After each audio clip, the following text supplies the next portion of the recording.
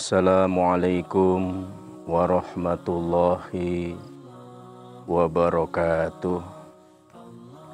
Bismillah, walhamdulillah, wassalatu wassalamu ala Rasulillah wa ala alihi wa sahbihi wa mawalah.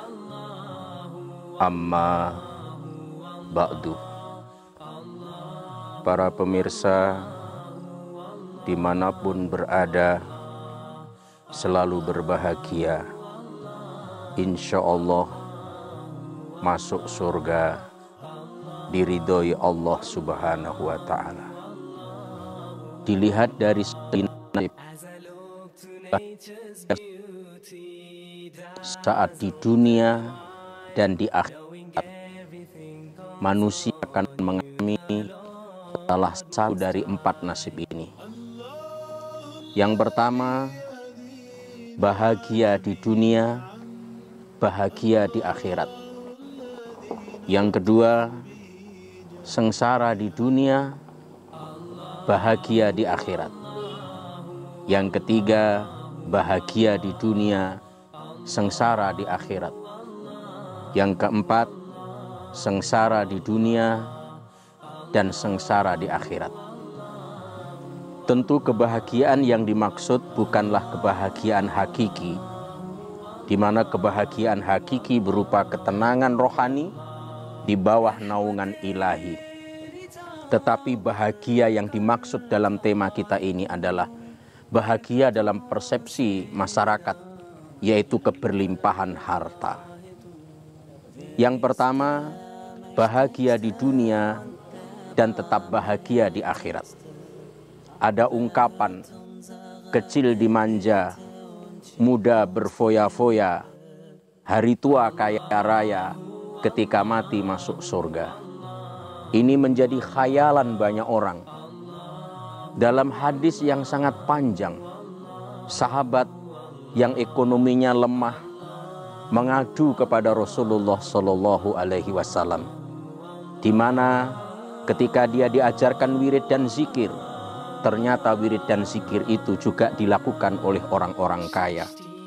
Ketika diajarkan doa-doa, ternyata doa-doa itu juga diamalkan oleh orang kaya, sehingga mereka mengadukan kepada Rasulullah Shallallahu Alaihi Wasallam. Yang diadukannya adalah, kami sholat, mereka sholat.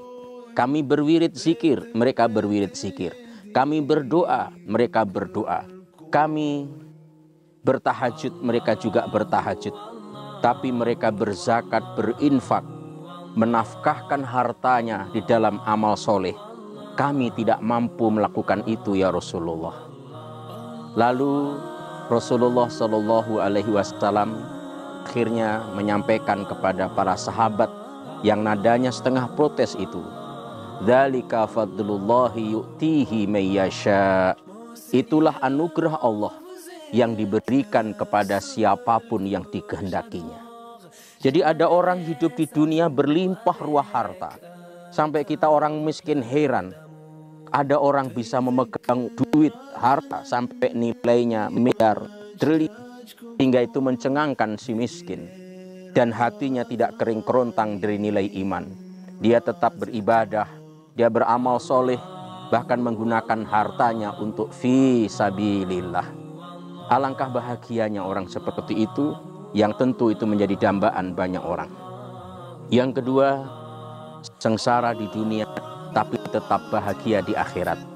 Rupa-rupanya nasib ini kebanyakan dialami oleh orang beriman. Di dunia dia hidup susah, dia tidak bisa memenuhi kebutuhan primernya, sandang, pangan, pakannya. Sehingga, namun dia dibimbing oleh petunjuk agama, sehingga dia harus bersabar karenanya. Dia bersabar di tengah keterbatasannya. Dia tetap beriman, dia tetap beribadah, dia tetap menjalankan perintah semampu yang dia kerjakan.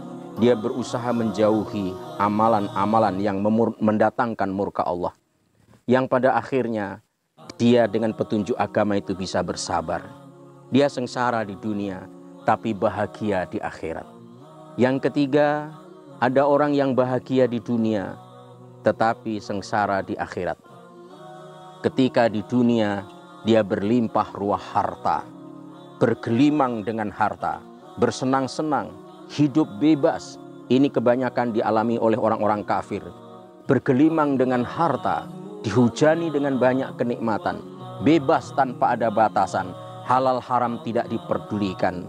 Tetapi sesungguhnya dia tidak sadar seluruh kemewahan itu adalah bukan kebahagiaan yang hakiki. Kata Al-Quran surah Al-Luqman ayat 24, numatti'uhum qalila thumma natorruhum ila adzabin ghalid.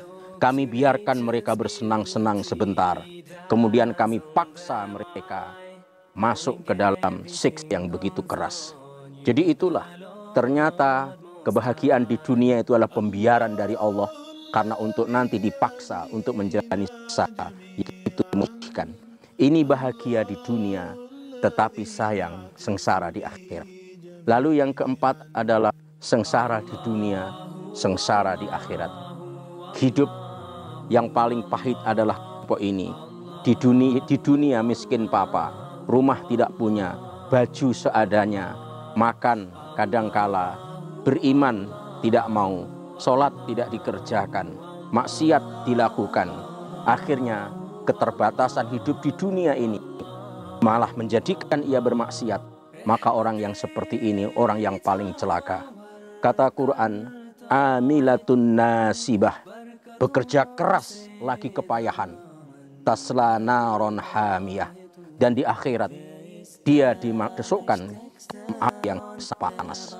Oleh karena itu, kita berusaha memohon hidayah kepada Allah. Jika kita mampu, jika kita bisa berada di kelompok yang pertama, bahagia dunia, bahagia akhirat. Sya'idun fid dunya wa sya'idun fil akhirat. Jika itu harus terpaksa, maka yang kedua, wasaqiyun fid dunya wa sya'idun fil akhirah. Hidup dalam kesusahan di dunia, tapi jangan tinggalkan kehidupan akhirat, di mana akhirat akan bahagia. Semoga ini menjadi bahan renungan, karena hidup di dunia adalah pengembara, dan kita menjadi pengembara yang terbaik. Wallahu waliyul muttaqin. Assalamualaikum warahmatullahi wabarakatuh.